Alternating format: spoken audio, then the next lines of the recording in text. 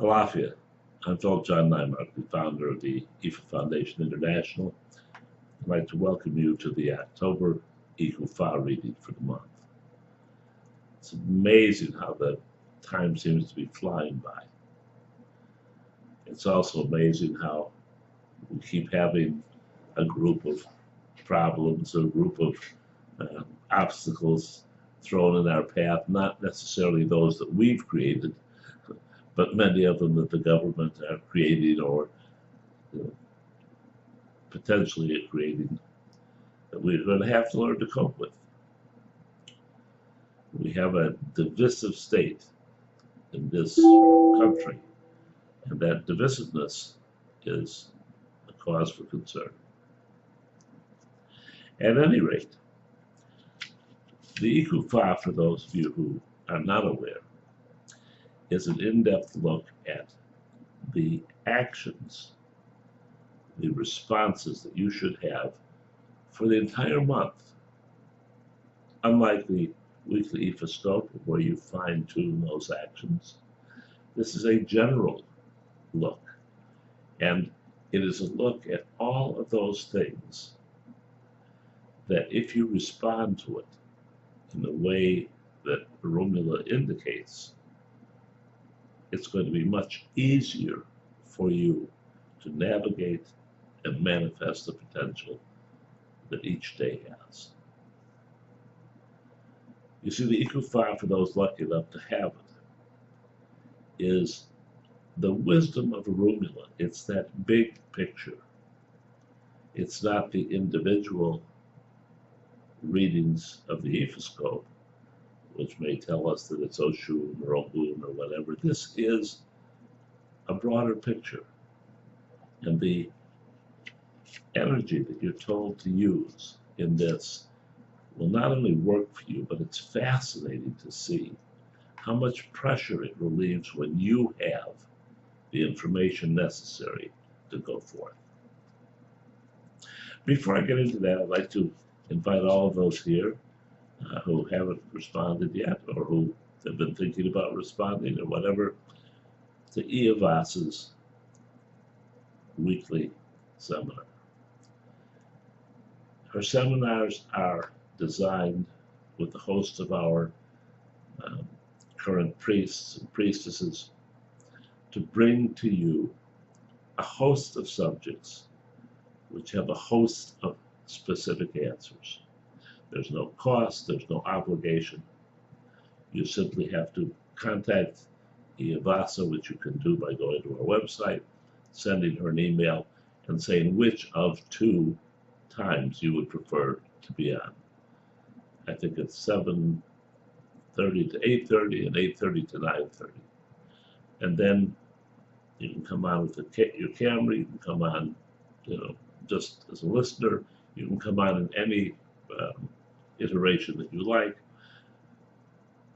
but you will begin to get the answers to questions that previously were a secret, or you had no right to know, or those kinds of, from our perspective, idiotic obstacles to your working with Ifa and getting the results that you deserve.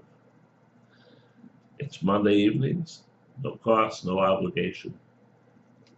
Iavasa, contact her on our website, send her an email, say I'd like to do the 7 o'clock, or I'd like to do the 8 o'clock, or ask for a few questions about it if you have any concerns.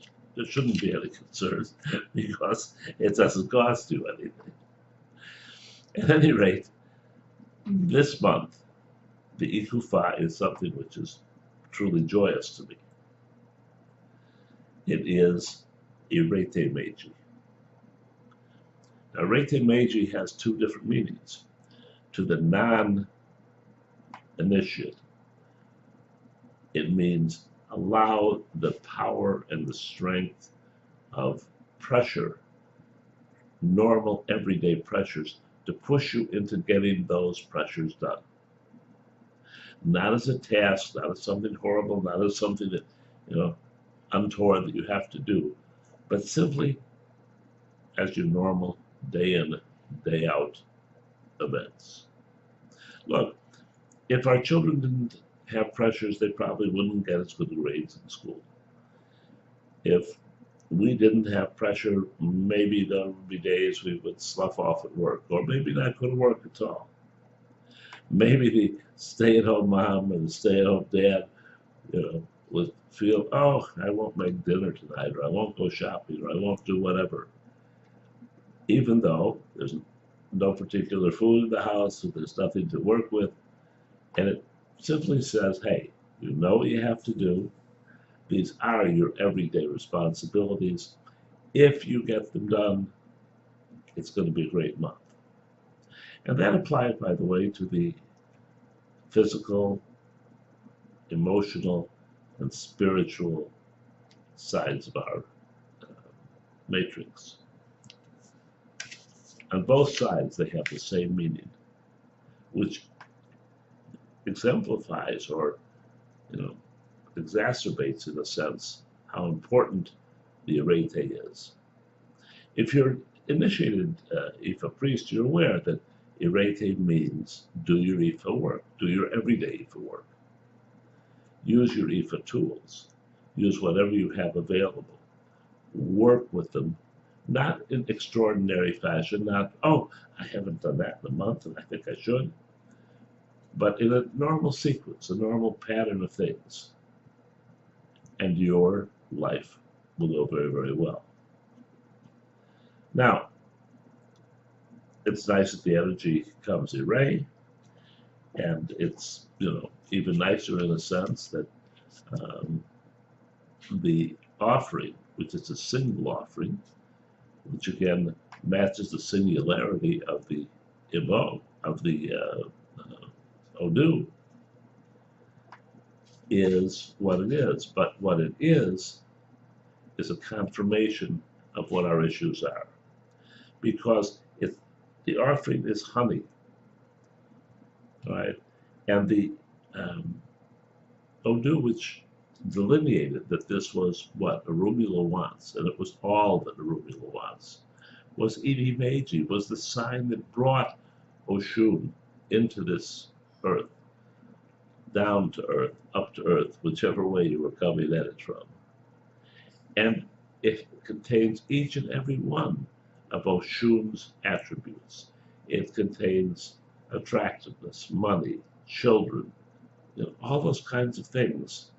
So for each and every one of us, it's going to have those subsets of joy, exploration, etc., for all of us to run with, to be comfortable with, to nurture, to care for. So in a very, definitive way, it's about joy. It's about love. It's about our family. It's about all those things which are terribly, terribly important to us. So you take the honey, you put it on the 16 Ikin, and you do this, and you do it through all your Ikin. You light 2 white candles, and you pray to Arumula to bring to you, those you love, those you care about, the planet that you live on and are part of, all good things in life. It's certainly worth doing. So, until we get to the month of October, until we get through October to the month of November, it looks like a time for loving, a time for caring, a time for sharing, and a great time to benefit completely. Until then, love and blessings.